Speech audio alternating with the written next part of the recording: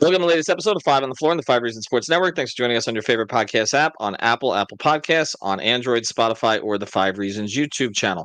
Also, check out Off the Floor. That's our Discord server, $2.99 per month. Get off of Twitter, talk Heat with us and other Heat fans all day and all night long. You're not going to find this stuff anywhere else. Again, $2.99 per month. Link right here in the description. Subscribe to Off the Floor. Also, subscribe to Prize Picks. Use the code 5 FIVE, legal again in the state of Florida. You can play NFL, MMA, MLB, and of course, once they start again, NBA and NHL. Panthers are starting up on Wednesday. Pretty soon, their season will begin, and you can play them on Prize Picks too. Use the code 5. They've got a new promotion. Put down $5. They give you 50. It's a 10-to-1 promotion. PrizePicks.com. Use the code FIVE. And now, today's episode. Down the Biscayne. Yikes.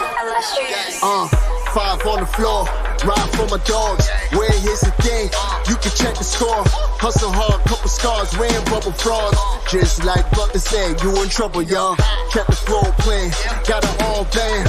Y'all seen the block, stop with one hand. And Pat we trust, it's power, have the guts. We're here to bring the heat, y'all can hang it up. Welcome to Five on the Floor, a daily insider show on the Miami Heat and the NBA, featuring Ethan Skolnick, Greg Sylvander, and Alex Toledo, plus others from the Five Reasons Sports Network. All right, welcome back to Five on the Floor. Here's today's floor plan. I'm Ethan Skolnick. You can follow me at Ethan J. Skolnick and Five Reasons Sports. I got Brady Hawk. You can follow me at Brady Hawk 305. We're going to talk about what somebody else thinks about the Heat today. We're going to do a little bit more of this as we go forward. We'll bring other guests onto the program as we pivot. Make sure we went back in the past a little bit, so make sure you check out our top 40 episodes, top 40 players of Miami Heat history. Greg and I did 10 of those. Also, Alex, Brady, and I, we've done a ton of episodes recently. What is the one you and I and Alex did together? I can't remember. We did the Hoops Hype list, the top 100. Okay, top 100. So again, that's reacting to somebody else. Today, we're going to react to Zach Lowe. Zach is one of the preeminent basketball reporters out there. I've known Zach for a while, well before he rose to his current prominence, although it was clear he was going to because he broke down the game in a different way than most of the media members at that time. Now you can find him on a lot of ESPN programming. And he is someone who does talk to the coaches, talk to the GMs in addition to watching the film. So that's something that a lot of the folks on ESPN don't do. So I do respect his opinion, and he has been kind of all over the place with the Heat in recent years. And that's why his recent comments were interesting to me. And so we're going to go through some of them because I wouldn't say they're contradictory to what he was saying during the offseason about what the Heat did and didn't do. But they certainly present the team in a different light than he was portraying it in. And those who are Heat fans may remember that Zach, a few years ago, said that the Heat had the bleakest outlook in the league. You recall that? That was before the Jimmy Butler signing. And since then, they've made it to two finals and 3 conference finals after signing and trading for Jimmy Butler. And so, again, he has been kind of in both places. And I'm going to go through the comments here, Brady. So during the offseason, he said that I don't know how you look people in the face with this group and say we're still right in this. This was, what was the date on this? Okay, I'm trying to find the exact date. This was during the free agency period when the Heat had not done a whole lot. I can't think of too many more teams who are more disappointing over the last 2 off seasons. So this was said the second week of July. This is when it was clear the Heat were not going to make a major move, that Terry Rozier picking him up for the first-round pick was their move, and that Donovan Mitchell was likely not going to happen. I think by then we didn't know for sure, but it was right around that time. And they were not going to get any other premium free agents, okay? And so essentially the offseason ended up becoming, I guess, re-signing Kevin Love, signing Alec Burks, re-signing Thomas Bryant after he opted out, Josh Richardson opting in, etc. So no other significant moves beyond that. I do know the Heat were close to a couple of things. A couple of things fell through that were sort of beyond their control, but there were a lot of other things that were reported that were never going to happen, like them giving a ton of money to DeMar DeRozan. That sort of stuff was never real. So he said that on July 9th, but then with the chance, I guess, reevaluate it, he said this on the Lowe Post, which is his podcast. He said about the Heat, he said, that's a good NBA rotation that is a tough as hell rock solid rotation, a lot of strengths, a lot of stuff to play with. That's not a shallow team. And he also said people are sleeping a little bit on their talent. So, do you think, before we start with some of the other things he said, do you think that as the Heat get into camp and we start to see some of these young players and there's a buzz coming out of camp about this guy or that guy, or maybe guys like Rozier or Duncan return fully healthy, there's competition for spots. I've reported that the Heat are at least portraying it that there's only 2 starting spots that are secured, which is Jimmy Butler and Bam Adebayo.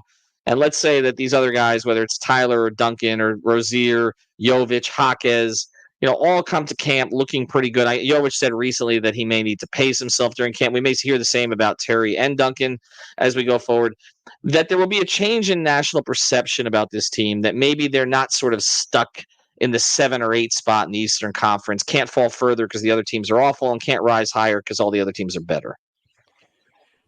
I do think a lot of this comes back to the stuff we talked about all offseason, and the thing that Pat Riley talked about is that the national perception for those who actually know the game, I think, would change if they see this team healthy for a decent period of time to start the season. Because as we talked about, he is right. Like, this team is, no matter how you look at it and talk about the improvements and all of that, they're a deep team. Like, they have some guys, like, we could have legit conversations about who is their 8th and 9th players in the rotation. I think we'll come around to probably the 8th. I think there's a strong 8 that we'll all agree on.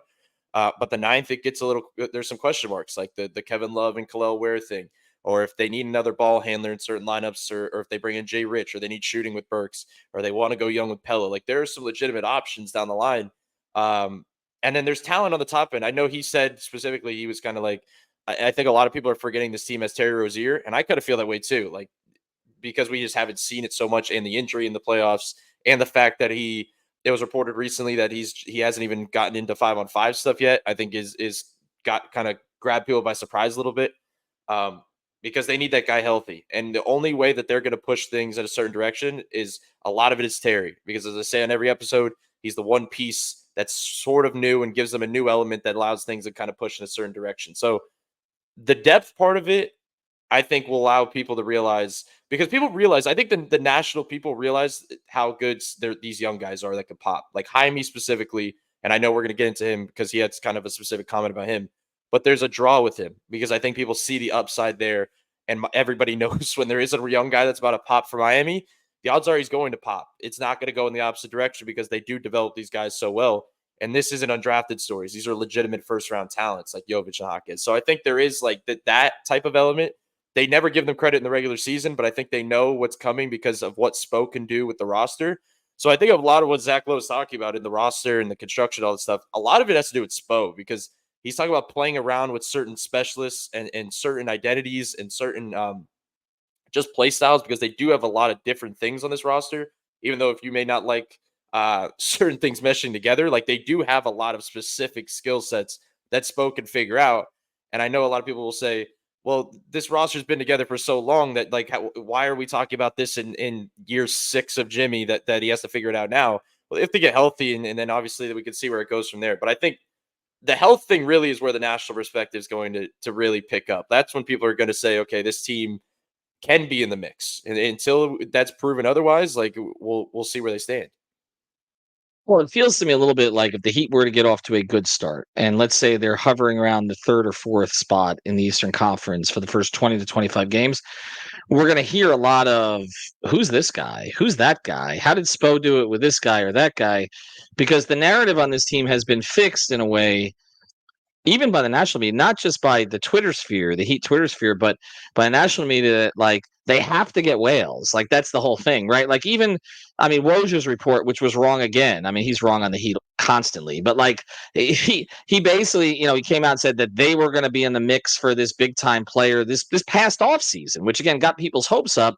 He's never nailed it on the Heat with what they're going to do, and there was never an option for them other than Mitchell not extending. That was pretty much it, right? Yeah, and here's the other thing I wanted to, like, this is the first time the national media, and I'm not talking about like the Zach Lowe's of the world that are talking basketball, but the national people, that this is the first time they can really talk about Miami in the regular season in a certain topic, because they're gonna pull this Jimmy thing. Like, this is the first time in a long time, like, there's like a legitimate narrative thing hanging over this team, that they can use this to their advantage and talk about this team. So I just wonder how that plays into it.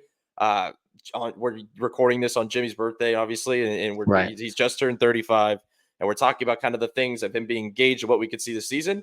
But I think from that perspective, there's going to be some conversation around that, and I just wonder how that is handled with this roster, because as much as we talk about like players and how I'm just always talking about like specific skill sets and everything on the court, the off the court stuff matters too. So we'll see like how much this carries over them a little bit, Well, and we talked about that. Sean and I did an episode, which some of you may hear before this one, but if you haven't, go back and check the archives here about Jimmy's 35th birthday and the fact that the Heat have never relied upon someone 35 or older this much. Never for more than being a role player or a secondary scorer, or in Dwayne's case, and he averaged the most points of any player 35 or older.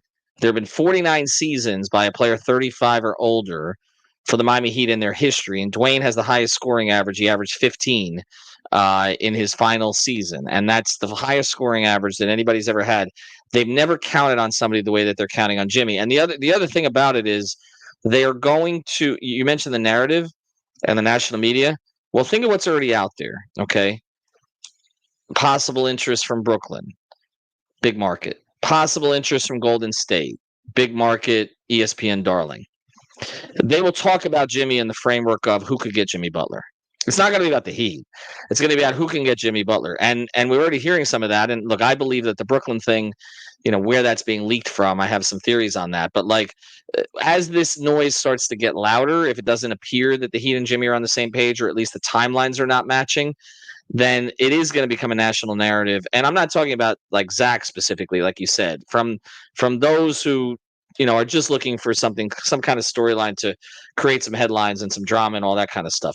I want to get on the other side of this, though, to something else that Zach said, because I have enormous respect for Zach, and he does do his research.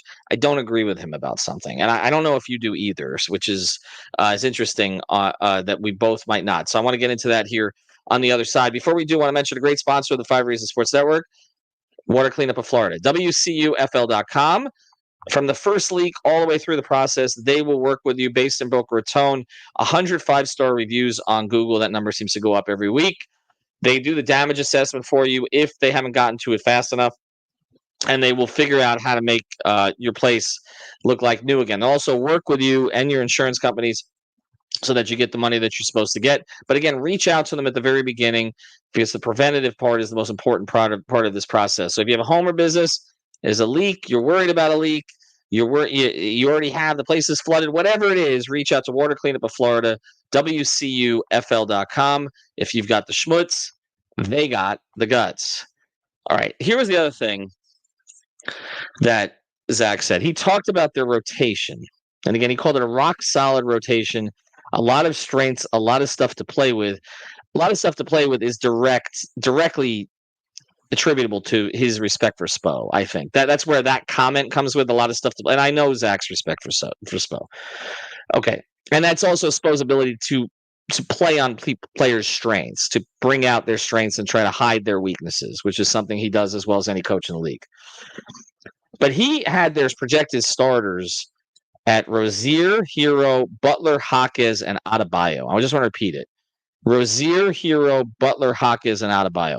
We did starting lineup episodes. I don't think this was one of the ones we thought would be most likely. And then the other part of it is, we talked about with Rozier and Hero, maybe Jovic as the starter at the 4, possibly Highsmith. You thought that could be more the closing rotation. We've talked about the possibility of maybe Rozier with Robinson and either Jovic or Highsmith. We've talked about all kinds of different possibilities. And I broached the subject of Hawkes starting. When we talked about that, though, we said probably not, because you're going to want his scoring, his impact off the bench. And although he can play with Jimmy, you kind of want to have a player like Jimmy on the floor at all times. And so we've gotten into all that. But then the other part of this, so then he has the bench as Duncan, Jovic, Love, or Ware. He actually, in the tweet, he mentioned Ware. And Highsmith, and then either Rozier or Hero kind of running that group. And then maybe mixing Bam and Jimmy. And well, you'd have to mix Bam in, because I don't see how you could Like if you're going to put out a bench rotation, and let's say it's Rozier, Robinson, Highsmith, Jovic, Love. I don't see them playing Jovic and Love a ton together. Do you? No, not really. I think I think the idea there would be they'd have to stagger a lot more than they would usually, but I just think they're so used to doing what they do, which is kind of holding one guy down with the 4 off the bench, and they can, I think more so this year, going to do the 2 thing where it's Terry and Jimmy or Terry and Bam or Tyler and Jimmy and Tyler and Bam, where they kind of glue 2 guys together at a time, and I think that's kind of what he was hinting at. But I think that theory is just throwing all your talent on the floor at the beginning of the game and saying, we know where we're at in this, kind of in the mix in the Eastern Conference. Let's just see what happens. Let's just roll the ball out there. Right. But I'm kind of the mindset that if you're trying to climb the charts, you need to maximize your young guys. Like you have to make sure they're maximized. And the way that Jaime Haka is maximized to me is not in the starting lineup next to a bunch of guys that need the ball. He would be great in that role. I think he would succeed in that role, and Miami would benefit from it. I don't think there would be a problem. Like it's not a fit problem because he's such a good off-ball player. He can defend and switch around a little bit. Like they wouldn't be a problematic lineup. But I think if I want to see him maximized, I want him off the bench running lineups. I want him having the ball in his hands, running sets for him, doing more pick and roll stuff that he did in the playoffs, running more, mid-post actions that they got to him that early in his rookie year. That's the kind of stuff the kind of role that I want him to be in. And it also doesn't mean he can't play with Jimmy. I think he could still play with Jimmy and be an on-ball player because Jimmy's not going to have the ball in his hands at all times. But it definitely makes it just makes it tough to figure out. Like when you talk about Spo playing with things and just trying to like figure out like certain styles and mesh things together, I think it would be tough for him to figure it out if you're throwing those 5 guys out to start and then you're trying to work in like these other guys together. That bench doesn't really make sense to me. Like that 4-man lineup with one other player, like they'd have to really stagger.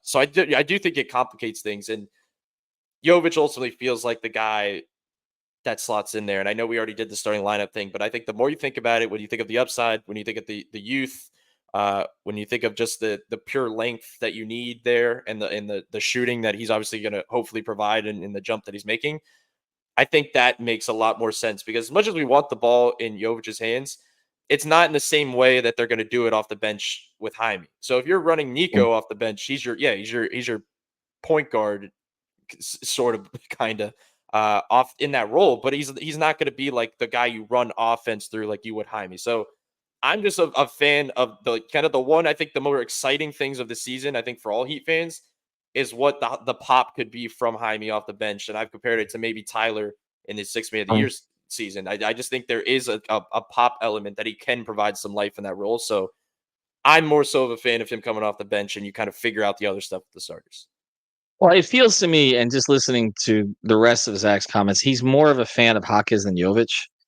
Because he even said that Jovic kind of proved him wrong with the way he played later in the season.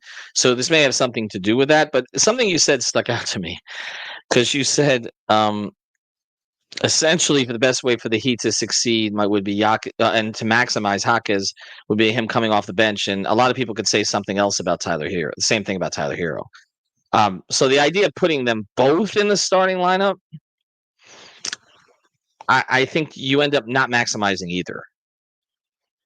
I think that even though and look, my belief is if you're going to start Hawkes and you're not comfortable playing him at the 2, again, the position thing, then essentially if you're going to play him at the 4, then Duncan's your 2. Because Hawkes and Duncan have this connection. We noticed it early on last year. They play very well off the ball with each other. And then again, Tyler runs the bench and is going to score 19 points off the bench. Like that's the way if you're maximizing, because then Duncan gives you that additional shooting. Now, do you have enough rebounding in that group? No, but if you have Duncan playing the 2 over Tyler, you're a little bigger in the backcourt at least. So and if you're bringing Highsmith off the bench, you're protecting yourself from Tyler's defense. Like if I'm looking at it that way, I'm saying if you're going to start Hawkes, I do not think you start Hawkes and Hero together. That's where I'm at with it. How they want to work it out beyond that is okay. And I'm also not a huge believer in the Rozier Hero backcourt. So if you don't have another suitable player to play with Tyler in the backcourt, then all of this leads to me the same direction. That probably Terry Rozier should be starting. Tyler should be the sixth man. And then I would be okay with Jaquez being the starting four. Even in that scenario, I still don't love that lineup. I still don't love forcing Jaime into that four spot in a role like I think we've just seen them do it to so many guys over the years, and I just don't think we people want to see that trend started again. Where I think they see a guy that's being kind of flowing into a really high level role in the NBA, and then you start putting him in this 4-man spot, and he has to kind of figure it out. Now he's guarding bigger player, and he's kind of having to do more things defensively and size up and all that stuff. And offensively, it still feels like he wouldn't be having the ball in his hands, I think, as much. He would be forced into a lot of catch and shoot threes. But let me ask you this. Would you be comfortable, and I know we got into this little in the lineup episode, but would you be, because I want to get into what Zach said about this, which is something else I don't necessarily agree with. Would you be comfortable with Hero and Jaquez coming off the bench together and them being the scorers in that group? If you don't have Jimmy on the floor, so you don't have to play Jimmy's style, which we know what Jimmy's style is. He's going to slow it down. He's going to hunt for mismatches. And you just have Tyler and Jaquez coming off the bench and playing a free-flowing game. I'm more comfortable with that, the two of them coming off the bench together, than I am with the two of them starting. I just want people to understand it. It's not that I don't like Jaquez and Hero together. I don't like Jaquez and Hero together if you've also got to get touches for Rozier, Bam, and Jimmy. Like, you're going to throw everybody out of rhythm that way. It's too much. And I'm with you on that. And that's why this other comment that Zach made, I just don't agree with it. He said if you gave them truth serum, they'd like that to be their starting lineup. I don't think they would. I don't think that the Heat are going into camp thinking we want our starters to be Rozier, Hero, Butler, Jaquez, and Adebayo. I think maybe they would like to see the Rozier Hero thing look like it's clicking. I get that, because they're going to have to play minutes together at some point, whether end of the game, during the game, starting the game, whatever. I think they want to prove people wrong about that. And so I get it that they want to see that look good. But I don't think they're coming out of camp saying, we want Jaquez. I mean, I think they know Jaquez is one of their 5 best players. I just don't at this point. He definitely is. I just don't think that they're looking at it like, okay, this is the lineup that we're going to scare the East with. I don't think they view it that way. Honestly, if they're phrasing it the way that you're phrasing it, it's like, who do we want to see the lineup be coming out of camp? Like, if best case scenario, I'd put Jovic above Jaquez, and I'd honestly put Ware above Jaquez, because I think that would be like best case scenario. It's like, okay, if Ware's playing at this level and they can move Bam to the 4 where he's more comfortable, then you can make the Terry Tyler thing work, and it puts it all into place. Like, that to me puts it into place. And Jovic, just for the size factor, I mean, I think, like, because they got new players, like Jaquez is the new rookie from last year, and they have Ware now. It's like Jovic is kind of like the old toy now in a lot of people's eyes, but like, he's still the young guy that can pop here. He's still the younger player with the upside that, in a lot of ways, he's kind of the guy I feel like at the 4, just because of the pure size factor, the pure fit factor. Like, do we really want to do the thing again where it's another year, another 4 next to Bam? Like, can we get a little, if we're going to have continuity with this roster and keep things the same every year, can we at least keep that spot the same to kind of find a rhythm for Bam? As much as he probably wants to be, neither one of them probably want to be the 5. They're both want to be 3s. Right.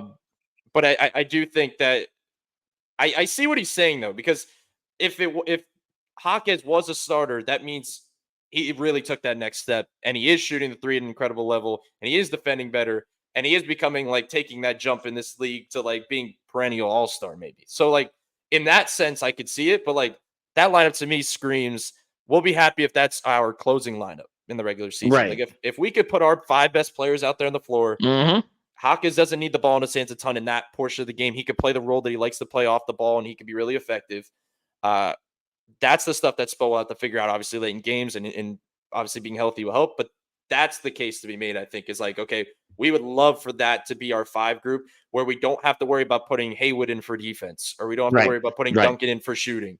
Like that. That's because it means that Jaquez has covered up those 2 things. And and the Heat here, and I say this over and over and over, they care much more about the closing lineup than the starting lineup. And it does feel like Zach is framing it like most teams would. Like, okay, the starting lineup. That's not how the Heat view this. They care about the closing lineup. And I do think he's right in the sense of, if those 5 guys are closing, something's gone right, because that means, and mostly it's gone right, with Rozier and Hero and their connection, and it's gone right with Jaquez providing the defense and the shooting to enough of a level that, like you said, they don't need the specialists. They don't need Highsmith or Duncan. That Jaime is kind of he can be a 7 on defense as opposed to Haywood being a 10, and he can be a 6 or a 7 in shooting as opposed to Duncan being a 10, and you're happy with that because of everything else that he provides. That's a good scenario for closing lineup. For a starting lineup, I agree with you.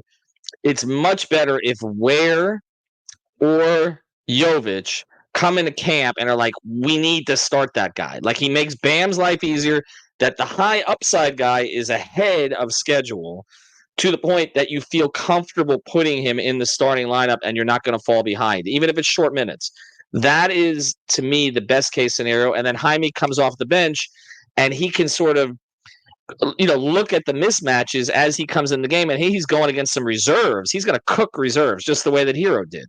And so I just think that's the best case. So I understand. I see where Zach is going with this, but it's not starting. It's not starting because that lineup is going to be the problem with that starting lineup is they're all going to get out of rhythm. They're all going to get out of rhythm. It's going to be okay. Who are we? Because they're going to go to Bam early because they want to engage him, right? And so then you're going to have games where Jimmy is passive. And you can have games where Tyler or Terry's taking bad shots. And we know that Terry's a bad shot maker and all the rest, and so is Tyler to a degree. But they're taking shots out of their comfort zone because they're trying to force something, because they're trying to find their own offense. It's too many. And then Jaquez, like you said, is standing in the corner. Like that doesn't make any sense. And not as a starting group. If the guys can all get into rhythm, and then at the end of the game, they come up with a game on who they want to go to, which is a whole nother issue. Then I get it. But and not as a starting group playing the first 6 to 8 minutes of each half. I don't like it. I don't like it. I'll finish here. I'll say usually like teams stagger to supplement the bottom half of your rotation. Like you put guys around those guys lower in your rotation to like make it work. And I feel like a lot of time for Miami, it's almost like they're supplementing the better players with the bottom of the rotation guys. Like they're staggering for those guys to make those lineups work. And it's just different from the way other teams do it. So that's why they're forced into this style where we're talking about this exact thing. Like they have to stagger in that way to kind of make the pieces fit together. And I think that's kind of the problem that a lot of people have had over the years, talking about that exact thing. Like, why are these guys not meshing even though they played together this long? And look, we're obviously talking in a single offseason where we're not seeing any games and we keep pushing the same points. Maybe Terry and Tyler played really well together to start the season. Like maybe it happens and you don't have to do it. Like we don't know. We're kind of projecting here that maybe it is.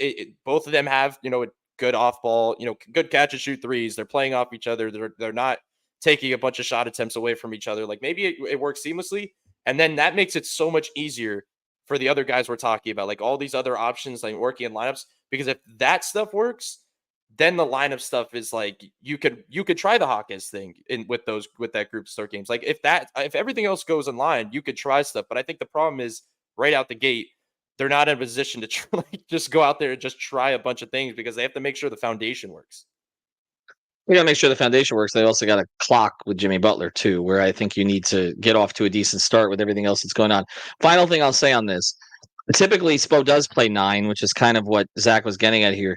But I believe that either Alec Burks or Josh Richardson is going to find consistent minutes. I do think Spo is going to go a little bigger with the rotation early, and that's the other thing to consider because both Burks and Richardson have been miscast as kind of pseudo point guards in the past, and you don't want to do that. But there will be times that they're out there with other ball handlers, both of them, or not both of them, but one of them. So I do think that's the other part, is just to take them into consideration. I don't know about Larson at the beginning of the season, but I certainly think Josh, if he's healthy, is going to find his way back into Spo's good graces because he typically does. That's just the way. And I also think that Burks is the type of player that Spo's going to tell to shoot, every time he touches the ball when he's on the court. And if he's making a lot of them early in the season, he'll keep playing, at least for a period of time. So a lot to consider. Again, great respect for Zach. And it's always interesting when people actually dive into the Heat because we don't see a lot of that in the national space. But again, that doesn't necessarily mean we have to agree. Thanks, Brady. Appreciate it. Thanks to our sponsors, Prize Picks. Use the code 5 FIVE. Water Cleanup of Florida, WCUFL.com. Greg and I are going to do an episode that's a little bit different coming up in light of what's happening with Tua. and the possibility of him not playing again, when he's going to play, how the Dolphins might have to pivot. We're going to look back at two situations, the Chris Bosh situation, the Alonzo Mourning situation, and how the Heat handled those situations and how those situations ultimately played out. So we'll go back in time a little bit before we move forward. Training camp starts on September 30th. We'll have full coverage of Media Day and everything going forward. Have a good one, everybody.